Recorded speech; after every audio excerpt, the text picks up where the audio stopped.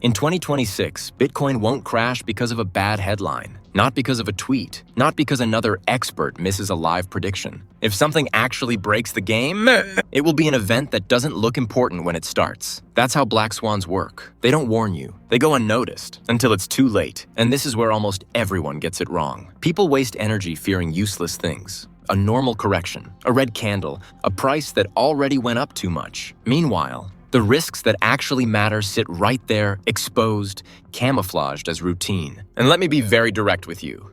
You don't lose money in Bitcoin because you lack information. You lose it because you're watching the wrong signals. This isn't about predicting the future. It's about knowing what cannot be ignored. Today, I'm going to show you the 3 black swans that truly matter for Bitcoin in 2026. Not the ones that create cheap panic, but the ones that reshape structure, liquidity, and behavior for real.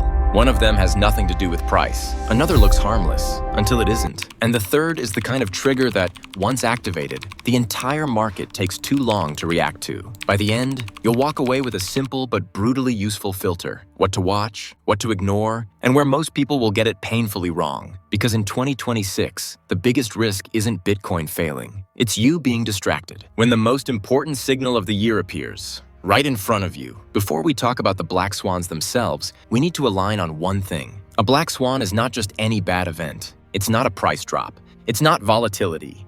It's not the market getting nervous. That's noise. A real black swan breaks assumptions. The ones propping up decisions, liquidity, and narratives without people noticing. When those assumptions snap, the market doesn't dip. It freezes, then adapts late. Another mistake is thinking black swans only come from outside the system. War, hacks, headlines. In reality, the most dangerous ones build from the inside. Small adjustments, technical shifts, temporary rules, until the effect compounds. In 2026, the real risk isn't what everyone already fears. It's what's been normalized, accepted, ignored. That's why these 3 black swans matter. They don't depend on prediction. They depend on observation. And here's the uncomfortable part. When the first signal appears, the market is usually still optimistic. Charts look healthy. Headlines stay positive. And anyone raising doubts gets labeled dramatic. But that's the moment smart money prepares, not panics. Now we can move to the first one. Because Black Swan number 1 of 2026 won't scream or shock. It will look almost too normal.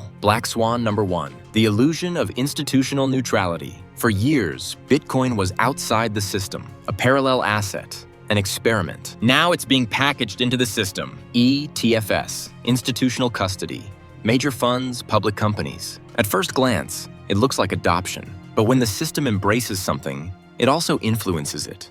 With subtle rules, custody concentrates. Liquidity funnels through a few doors. Narratives get shaped by the loudest microphones. Bitcoin doesn't change, but the environment around it does. And that creates a dangerous illusion. People start treating Bitcoin like stocks, like traditional ETFs, like normal finance. But Bitcoin wasn't designed for that. When liquidity depends on centralized pipes, a simple change becomes systemic, a regulatory tweak, a custody requirement, a closed-door decision. No crisis announcement needed, just pressure on the right bottleneck. In 2026, the risk isn't Bitcoin being rejected by the system. It's Bitcoin being absorbed and quietly made dependent. When something decentralized relies too much on centralized structures, the shock doesn't come from the code. It comes from misplaced trust. That's Black Swan number 1. Silent, elegant, underestimated. And now, the second one is even more uncomfortable. Because it doesn't come from the market. It comes from people. Black Swan number 2, a generation that thinks it understands risk, but never lived one. A lot of new crypto capital has never lived a full cycle of pain. They haven't faced long withdrawal freezes. They haven't watched rules change mid-game with real consequences. They grew up with smooth apps, constant liquidity, buy the dip, and the belief there's always a workaround. So they mistake volatility for risk. But real risk isn't red candles. It's immobility.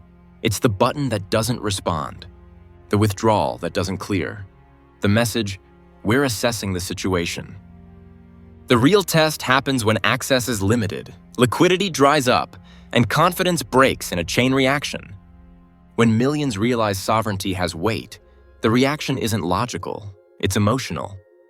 Rushed selling, crowd decisions, pressure hitting the weakest parts of the system, not because Bitcoin failed, but because people weren't ready to actually own it.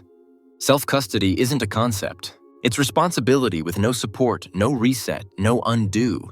When that reality hits the market all at once, the impact is short-term and violent. That's Black Swan number 2. Behavior, not headlines. And Black Swan number 3 is harder than both, because it doesn't depend on institutions or investors. It depends on time. Black Swan number 3, time as the invisible enemy. This swan doesn't explode, it erodes. In 2026, the risk isn't one event. It's accumulation. Debt that never disappears, promises that pile up, temporary policies that never end. Nothing breaks in one dramatic moment. It just becomes stretched, and time exposes what's fragile. The more a system depends on refinancing, blind trust, and emergency decisions, the less it can tolerate years passing. Bitcoin doesn't ask for trust. It asks for verification. That's why time becomes a selective black swan. For short-term thinkers, time is an enemy. For scarcity thinkers, time is a weapon. In 2026, most will still treat Bitcoin like a cycle bet. Few will treat it like infrastructure. And when time starts demanding coherence, over years, not weeks, the market separates two groups with brutal clarity: the speculators and the positioned. This swan doesn't create instant panic. It creates slow, irreversible reallocation. Capital moves from noise to what simply keeps working, quietly. And when you notice the effect, the move is already done. Now that the 3 black swans are clear, institutional, human, and temporal, the question stops being what could go wrong. The real question becomes, are you exposed to chaos or positioned to move through it? Put the 3 together and the picture is obvious. Institutional bottlenecks, human panic, time exposing weak systems. Bitcoin wasn't created to prevent crises. It was created to not depend on stability. While the market asks, bullish or bearish, Bitcoin keeps doing the same thing. Block after block, rule after rule, no political exception, no emergency rewrite. That's why the black swans that matter aren't the ones causing panic on Twitter. They're the ones that change behavior and liquidity. When big players act differently, when the crowd reacts predictably, when time punishes incoherence, price is just the consequence. In 2026, the most common mistake won't be not buying Bitcoin. It will be understanding too late why it exists. Because when the swans appear, there's no time to study fundamentals. There's only time to react, and those who react usually pay more. This video isn't an apocalyptic warning. It's a filter. Not every risk matters. Not every fear is relevant. Not every black swan deserves attention. But a few of them change everything. The real challenge was never predicting the future. It was recognizing patterns before they became obvious. Are you waiting for the next shock? Or have you already understood what stays standing after it? If this video helped you separate noise from signal, hit like and subscribe. Here we don't react to chaos. We position ourselves before it shows up.